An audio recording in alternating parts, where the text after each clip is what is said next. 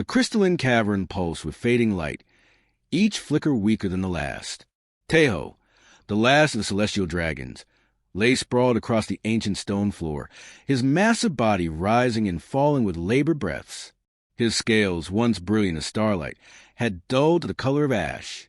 Death was coming, and he could feel it in every fiber of his ancient being.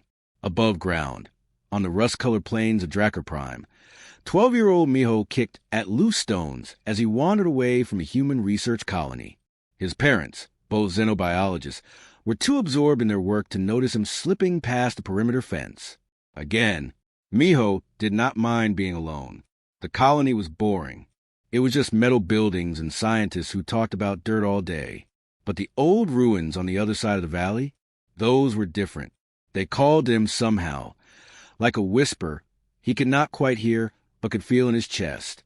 He had been sneaking out for 3 weeks now. Each time, he went a little farther. Each time, he found something new carved into the ancient stones.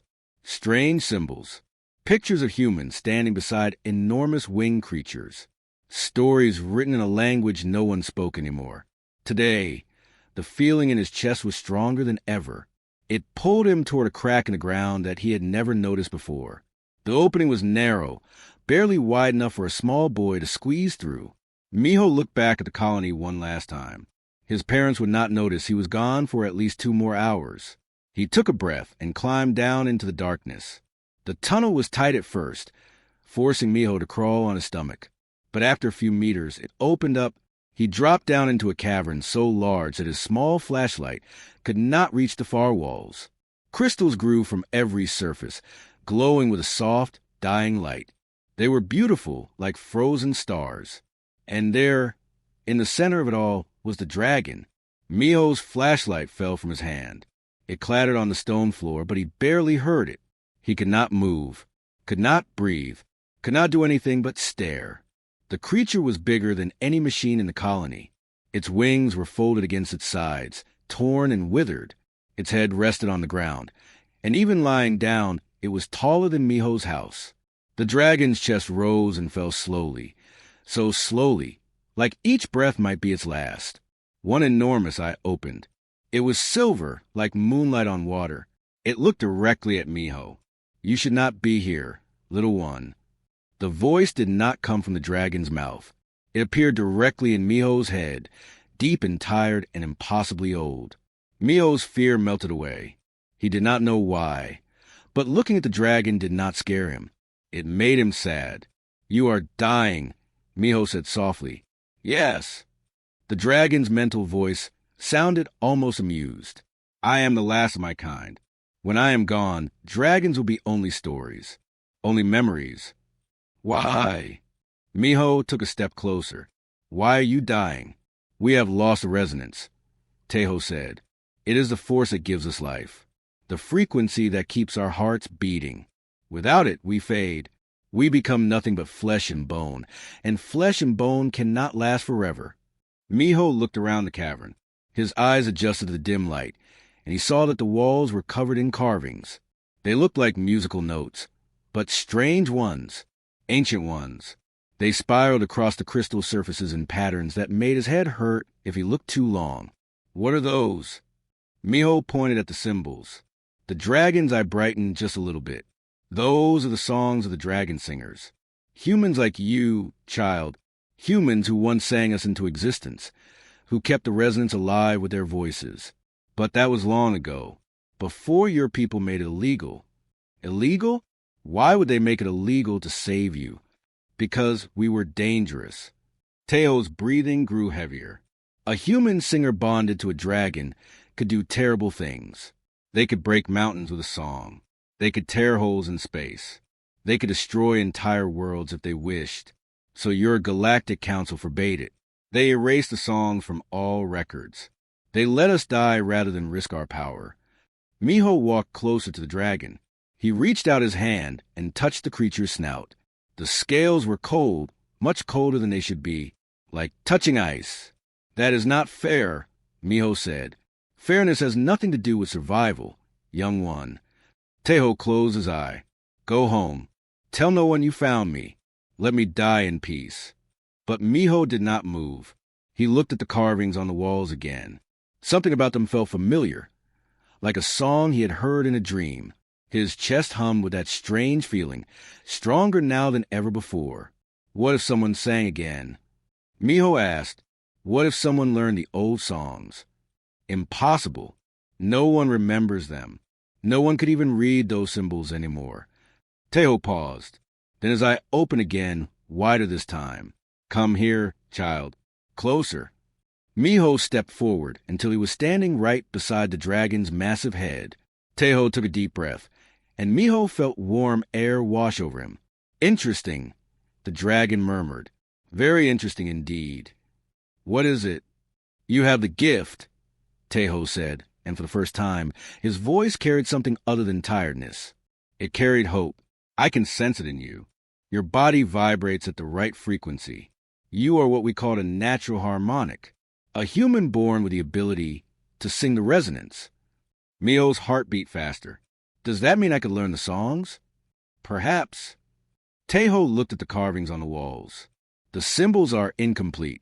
Many sections are missing. But for someone with your gift, it might be enough.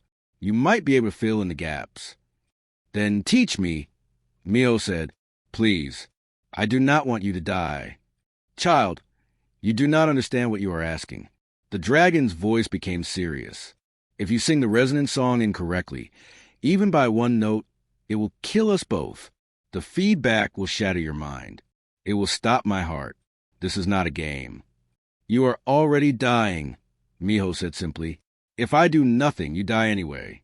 If I try and fail, we die together. That is better than dying alone, is it not? Teho stared at the boy for a long moment. Then, slowly, he lowered his head until his snout rested gently against Miho's chest. You are very brave, little singer, Teho said, or very foolish. Perhaps both. Will you teach me? The dragon was quiet. Outside the cavern, the twin suns of Drakkar Prime began to set. In the colony, Miho's parents finally looked up from their work and realized their son was missing. And deep underground, in the crystalline chamber, a boy and a dragon made a choice that would change everything. Yes, Teho said finally, I will teach you. And may the universe forgive us both for what we are about to do. Miho smiled. He did not know what would happen next. He did not know if he would succeed or fail. But for the first time in his life, he felt like he was exactly where he was supposed to be. The forbidden song was about to be sung again. For 3 days, Miho studied the carvings while Teho grew weaker. The dragon guided him telepathically, explaining how each symbol represented not just a note, but a frequency that touched reality itself. The resonant song is not mere music, Teho whispered into Miho's mind. It is the language of creation, sound given form, vibration given purpose. Miho's parents had found him on the first night, but after seeing Teho, after hearing the dragon's plea, they had made a choice. His mother, Sora, brought water and food. His father, Juno, helped photograph the carvings, trying to piece together the complete melody. The first night had been chaos. Sora had tracked Miho using his emergency beacon, climbing down into the cavern with fear and anger in her heart. But when she saw the dying dragon, when she heard Teo's voice in her mind begging for help, all her anger disappeared. She was a scientist. She had spent her whole life studying life in the universe. And here was a species about to vanish forever. Juno arrived an hour later with equipment from the colony. He set up lights around the cavern so Miho could see the carvings better. He brought cameras to capture every symbol before they tried anything dangerous. He was practical like that. He wanted to make sure that even if this failed, someone else might try again someday. This is illegal. Juno sat quietly on the second day. He sat beside Miho, both of them staring at the ancient symbols.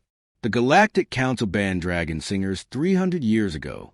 If they find out what we're doing here, they will send soldiers. They might arrest us. They might do worse. I know, Sora replied from where she sat near Teo's head, giving the dragon water from a basin. But some laws are wrong. This law is wrong. Miho traced his fingers over a particularly complex pattern. It hurt his eyes to look at it for too long, but something inside him understood it anyway. His chest hummed whenever he touched the cymbals, like his body was trying to sing before his mouth even opened. Why did they ban it? Miho asked. Tell me the real reason. Teho's tired voice filled all their minds. There was a war. The Harmony Wars. Your history calls them. It lasted 50 years. Humans discovered they could bond with dragons through song, and for a while, it was beautiful. We worked together. We explored stars together. We built wonders. The dragon's breathing rattled. Sora placed a hand on his scales, trying to comfort him. But then some humans wanted more. Teho continued. They wanted power. They wanted to rule. They learned that a singer bonded to a dragon could reshape reality.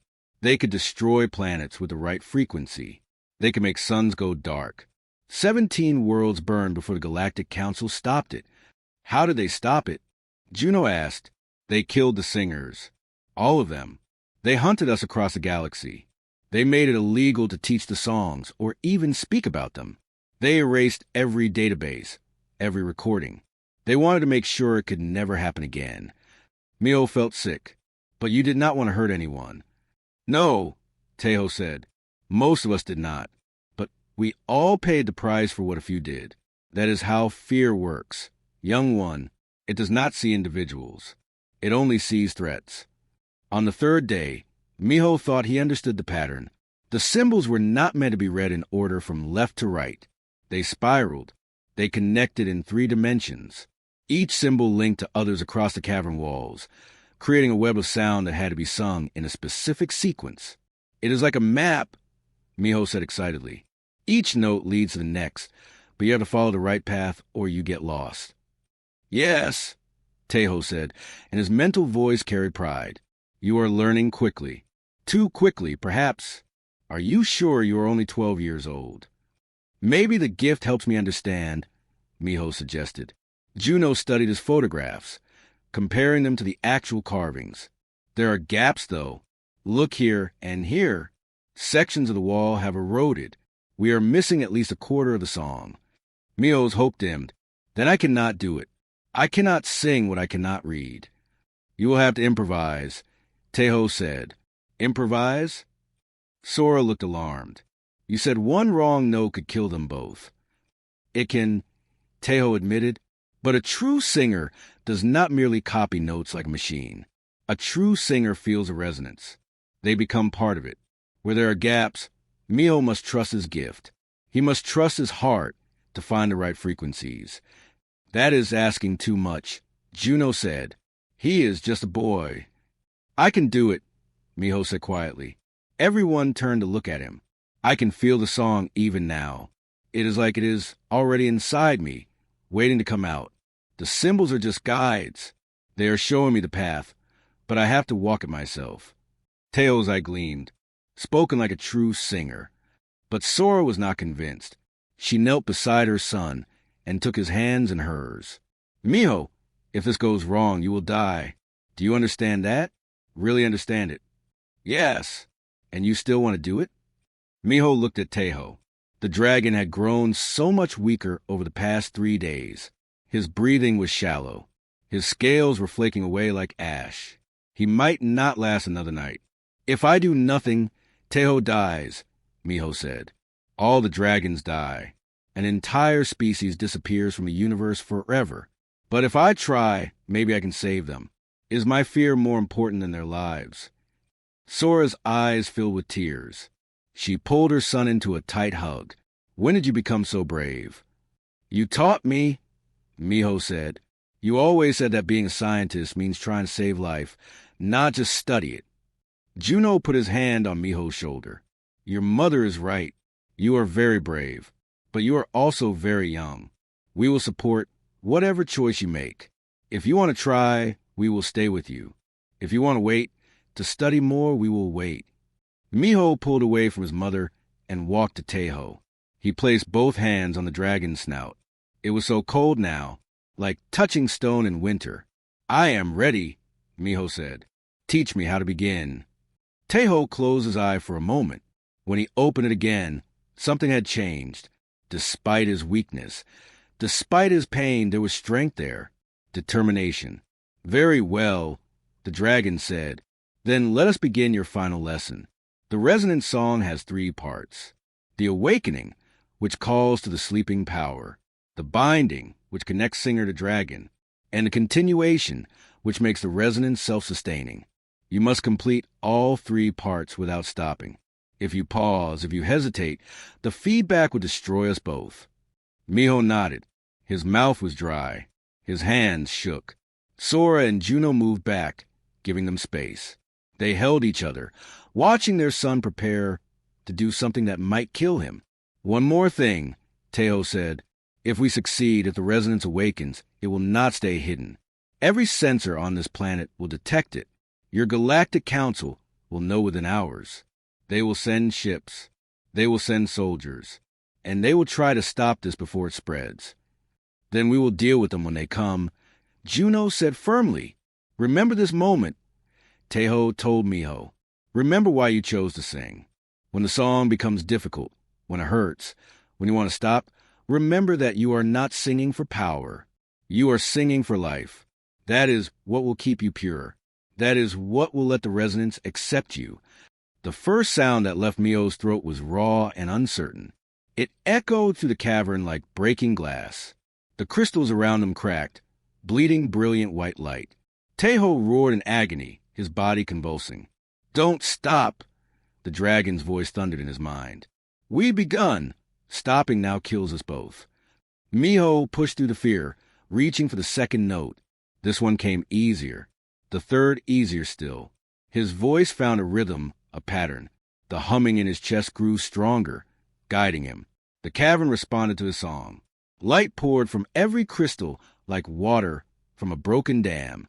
The ancient carvings began to glow, illuminating sections that had been too dark to read before. It was as if the song itself was teaching him, showing him the path forward. Sora covered her ears. The sound was beautiful but also painful, like hearing music that was too perfect for human ears. Juno held her close, both of them watching their son with mixed fear and wonder. Teho's body shuddered violently. His wings, which had been folded and withered for so long, began to twitch. Muscle moved beneath dying scales. Color started to bleed back into his body. Faint at first, like watercolor on wet paper. Silver appeared at the edges of his wings. Gold traced the ridges of his spine. But something was wrong with Miho. His hands were shaking, not from fear but from strain. His voice, which had started strong, now wavered. Sweat poured down his face even though the cavern was cold. And his hair, his black hair that Sora had cut just last week, was changing. White streaks appeared at his temples. "Juno, look at him," Sora whispered in horror. "Something is wrong. The song is taking from him." Juno said, his voice tight. "It is using his life force to power the resonance." They started to move forward, to stop this before it went too far. But Teho's tail swung out and blocked their path. Despite his pain, despite his weakness, the dragon was protecting the song. "Do not interrupt." Teho's voice filled their minds. To break the resonance now would kill him instantly. The feedback would stop his heart. He must finish, or he must die trying. There is no third option. Far above them, in the human colony, alarms started screaming. The seismic sensors had detected something massive. Energy readings were spiking across the entire planet, concentrated in the forbidden zone where the ruins lay. A young woman named Hyojin sat at the communication station, staring at her screen in disbelief. The readings made no sense. The frequency that was building was one she had only read about in banned historical files. It was impossible. It had been illegal for 300 years. "Sir," she called to Administrator Daejin, her voice shaking. "I am detecting dragon resonance. It is real. It is happening right now." Daejin went pale. He had lived through 73 years without ever expecting to hear those words. "Get me a connection to the Galactic Council. Emergency priority. Do it now." The signal went out, faster than light, jumping through quantum relays that connected this distant planet to the center of galactic civilization. Within minutes, the message reached its destination. Within an hour, ships would be moving.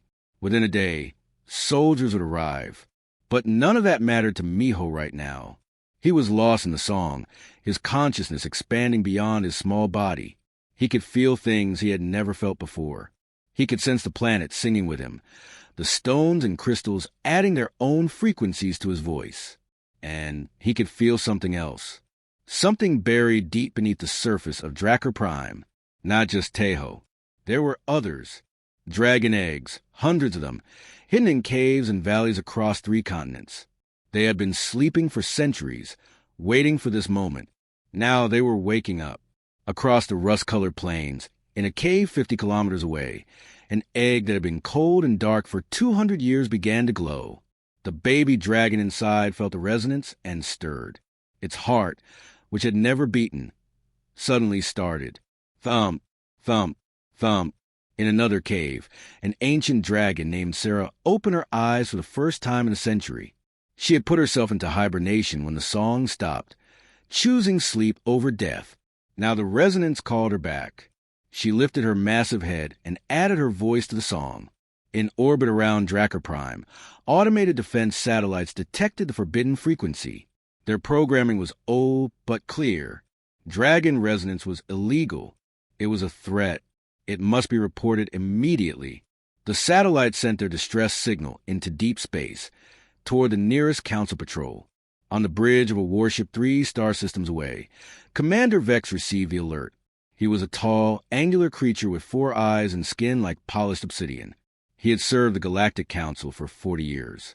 He had never expected to see this alert in his lifetime. Dragon resonance, he said, his voice like grinding stone. After 3 centuries of silence. His second officer, a younger alien with blue skin, looked nervous. Orders, Commander? Set course for Drakkar Prime. Maximum speed. Vex stood from his command chair and prepare the containment teams. If a dragon singer has emerged, we will terminate both singer and dragon before this infection spreads. The Harmony Wars will not repeat on my watch. Back in the cavern, Miho's voice soared through octaves that should have been impossible for a human throat. The song was changing him, remaking him from the inside out. His vocal cords adapted. His lungs expanded. His very cells vibrated in harmony with the resonance. And Teho was transforming too. His scales, which had been ash-gray and flaking, now gleamed with brilliant azure blue. His wings regenerated, torn membranes growing back together. His muscles, withered from months of slow death, filled out with new strength. Power flooded back into his ancient body, like water filling a dry riverbed. The dragon rose to his feet for the first time in months. His wings spread wide, touching both walls of the massive cavern. His roar of joy shook the entire mountain. Yes! Teo's mental voice was strong now, filled with life. Yes, young singer, you are magnificent. You are. Then he saw Mio's face and stopped. The boy looked wrong. His face was thinner. The white streaks in his hair had spread, covering nearly half his head now. His hands, which had been smooth and young, showed the first signs of wrinkles. He looked 15 years old now, maybe 16. Sora, Juno, Teho said urgently, come here. Look at your son. The parents rushed forward. Sora grabbed Miho's face, turning it toward her. Her son's eyes were distant, unfocused, lost in the song. But his skin was different. Older, too old. What is happening to him? Sora demanded. The song is burning through his life. Teho said, his joy turning to horror. He is giving years of his existence to power the resonance. I did not know it would do this. I hoped. Make it stop. Juno shouted. Make him stop singing. I cannot, Teho said helplessly. Only he can stop himself. But if he stops now, before the song reaches a continuation phase, the resonance will collapse. It will kill him and drag every awakening dragon back into death. We are bound together now. We survive together or die together. Miho heard their voices as if from very far away. He wanted to stop. He wanted to rest. Commander Vex's warship settled over the cavern, its weapons trained on the crystal formations. Through the cracked ceiling, Miho could see the vessel's dark underbelly blotting out the stars. But he couldn't stop singing. The resonance had him now, body and soul. Armored enforcers rappelled down into the cavern, their weapons charged and ready. Vex himself descended last, his four eyes taking in the scene with calculated precision. "Cease the song immediately," Vex commanded, his translator rendering his words in flat, emotionless Korean. "By order of the Galactic Council, dragon singing is forbidden. You are in violation of treaty law." Teho, now fully restored to his magnificent form, spread his wings wide and positioned himself between the soldiers and Miho. His roar shook the entire cavern, sending loose crystals raining down. Several enforcers stumbled backward, their weapons shaking in their hands. "You will not touch him," Teho snarled, his mental voice reaching everyone in the cavern. "Then you both die here," Vex said calmly. He raised his weapon, a sleek rifle that hummed with deadly energy. "This is your only warning." A sound like thunder rolled across the sky. Then another, and another. Dragons began to arrive. They came through the broken ceiling, through cave entrances, through cracks in the mountain itself. First 2 dragons appeared, then 5, then a dozen. Young ones barely larger than horses, with scales still soft and new. Ancient ones with scars from battles fought before humans had even left Earth. They filled the air above the cavern, their scales gleaming in every color imaginable. All of them had been awakened by Miho's song. All of them had felt the resonance calling them back to life. Vexed soldiers raised their weapons, but the commander held up one hand. "Hold your fire. Assess the threat level." There were at least 30 dragons now, circling overhead. More were arriving every minute. The sky was full of wings and roaring voices. It was beautiful and terrifying at the same time. Miho's parents pushed past Teho's protective wing, reaching their son. Sora grabbed his shoulders, turning him to face her. His hair was now half white, no longer black at all on one side. His face had thinned dramatically. He looked like a young man of 17 or 18, not a boy of 12. "Miho, please," Sora begged, tears streaming down her face. "Please stop. You are killing yourself. We can find another way." But Miho's eyes were distant and unfocused. He was somewhere else now, somewhere beyond words and thoughts. Only the song existed for him. His lips moved, his throat vibrated. But he did not see his mother. He did not see anything except the patterns of frequency flowing through his mind. Juno turned to Teho, desperation in his voice. "There must be something you can do. He is just a child."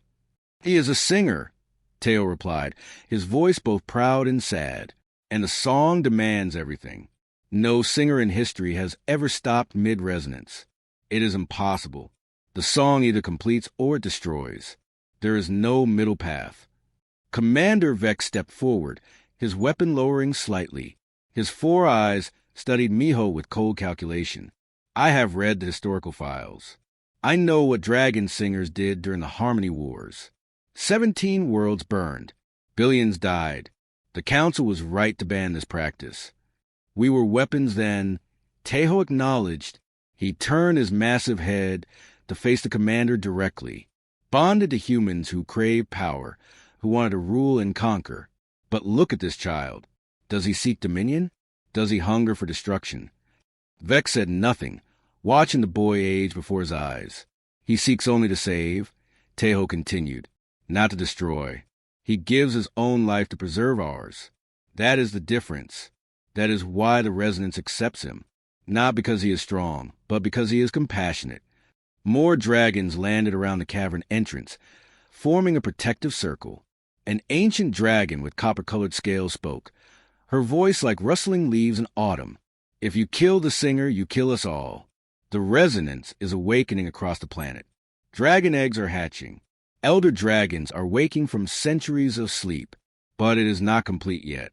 If the song is severed now, the backlash will destroy every dragon, every egg, every hatchling. Our entire species will die in an instant." Vex's expression did not change. "Then I will have done my duty. The safety of the galaxy requires that dragon singers never return." "At what cost?" Teho challenged. "You fear what might happen. You fear the possibility of war. But all you see before you is life. Dragons returning.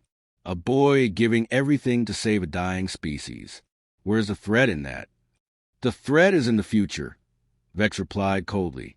What happens when this boy grows up? What happens when he realizes he can reshape reality with his voice? What happens when others learn from him?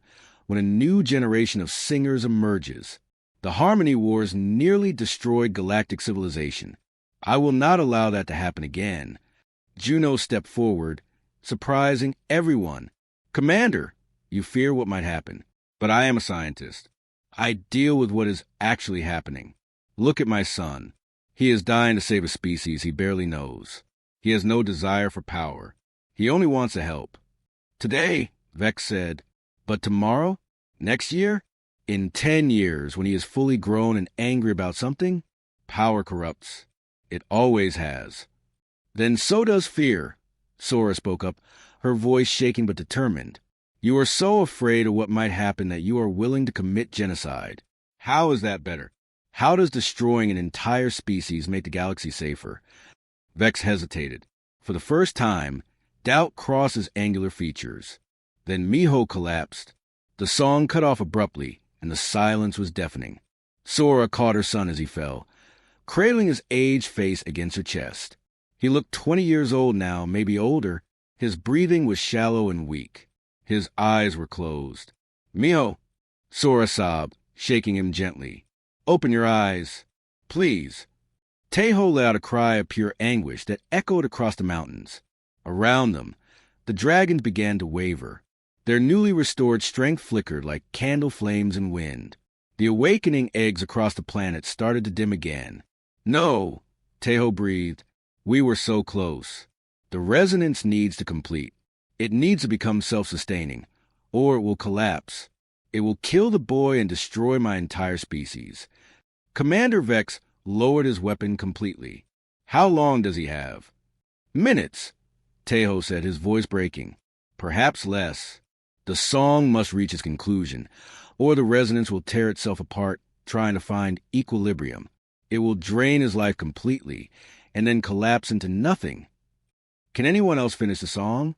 Juno asked desperately. No, Tejo said. Only someone with a natural harmonic gift. Only a true singer. And Miho is the firstborn in 3 centuries. The dragon looked at his unconscious savior, then at the gathered dragons, then at Commander Vex and his soldiers standing with weapons ready. It seems we all die here today, Tejo said quietly. The boy, the dragons, perhaps even some of you if the resonance collapses violently enough. All because of an old law based on old fears. The cavern fell silent, except for Sora's quiet sobbing. Then something impossible happened. A small voice rose in the stillness, young and uncertain, but pure and clear. The cavern erupted in sound as dozens of dragons lifted their voices in harmony. The song that Miho had begun now continued through them, each dragon adding their own frequency to the collective resonance. The crystalline walls vibrated, amplifying the melody until it echoed across the entire planet. Miho stirred in his mother's arms. His eyes fluttered open, still conscious, still alive. They're singing, he whispered, his voice aged but steady. They learned from me. Tejo lowered his massive head beside the boy. You gave us the gift, young singer. Now we return it. The resonance no longer needs to flow through one vessel. It flows through all of us. The white streaks in Miho's hair stopped spreading. His face, which had been growing older and thinner with each passing moment, stabilized. The terrible drain on his life force ceased as the dragons took the burden from him. They shared it among hundreds instead of forcing one small boy to carry it alone. Sora held her son tighter, sobbing with relief. Juno knelt beside them, his hand on Miho's shoulder. Their boy was alive. Changed forever, aged 7 or 8 years in just days, but alive. Commander Vex stood frozen, his weapon hanging loose in his hands. His 4 eyes watched the dragons sing together, creating something he had never seen before. His soldiers looked to him for orders, but he had none to give. What he was witnessing went against everything he had been taught, everything he had believed about dragon singers. I have enforced council law for 40 years, Vex said quietly. I have studied the Harmony Wars. I have read every report, every testimony, every analysis. And in all that time, I never saw anything like this. The smallest dragon, a hatchling who had started the chorus, fluttered down and landed near Miho. It looked at the boy with large, curious eyes. Then it nuzzled against his hand gently. Juno helped Miho to his feet. The boy was unsteady, his body still adjusting to the sudden aging. But he walked forward on his own, approaching Commander Vex without fear. "We don't want war," Miho said. His voice was deeper now, the voice of a young man instead of child. "We never did. The dragons just wanted to live. I just wanted to help them. Isn't that what the Galactic Council is supposed to protect? Life? The right to exist." Vex studied the boy. Miho looked 17 or 18 now, but his eyes still held that same innocent determination. The commander had seen soldiers twice his age with less courage. "The old laws were written to prevent another Harmony War," Vex said.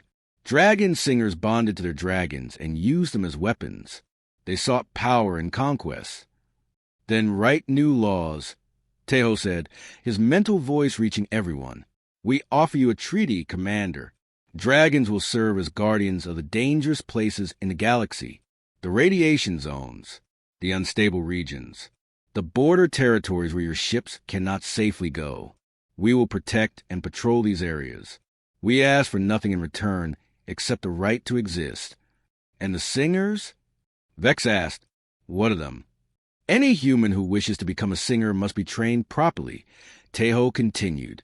"They must be tested. They must prove they seek to protect, not to dominate. We will create academies. We will have rules. We will show you that this can work."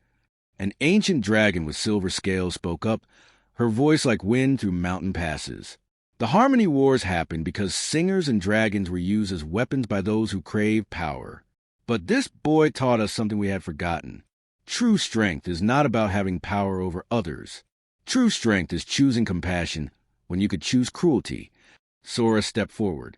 "Commander Vex, I am a xenobiologist. I have studied extinct species on 40 different worlds. I have seen what happens when fear drives our decisions. We lose wonders we can never get back. Please don't make that mistake again." Vex was silent for a long moment. Around them, the dragons continued their song. It was beautiful, filling the cavern with light and hope. He had come here to end a threat.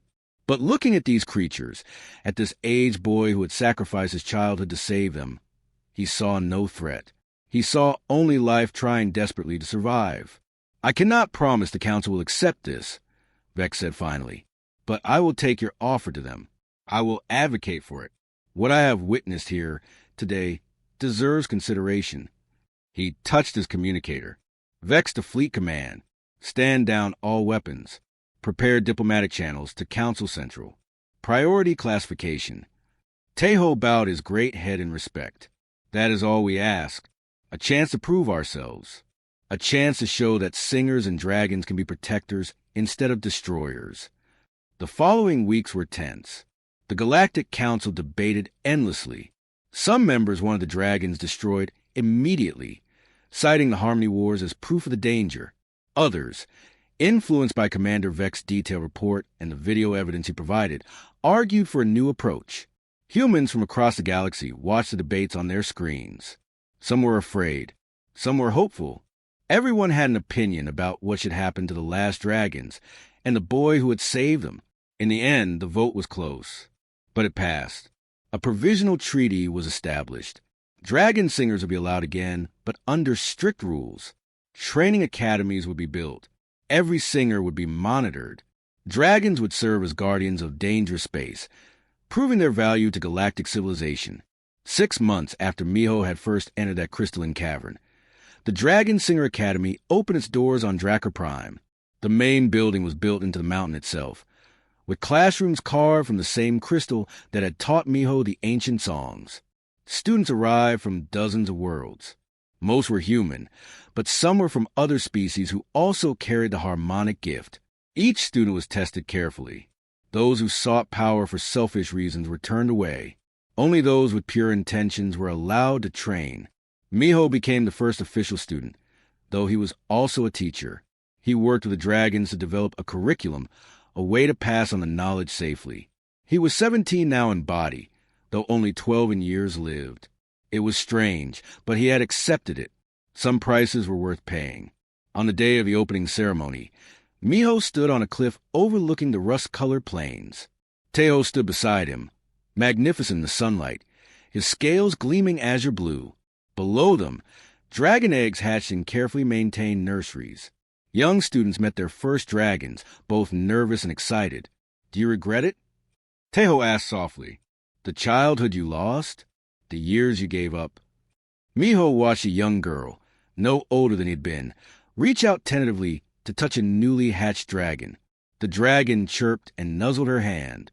Both of them laughed with pure joy. "I didn't lose anything," Miho said. "I found what I was meant to do. I found my purpose." "You found yourself," Teho corrected gently. "I was just the one who helped you see it." As the twin suns began to set, painting the sky in shades of orange and purple, Miho and Teho lifted their voices together. One human, one dragon, singing the resonant song. Other dragons joined in. Students added their tentative harmonies, learning as they sang. The forbidden song was no longer forbidden.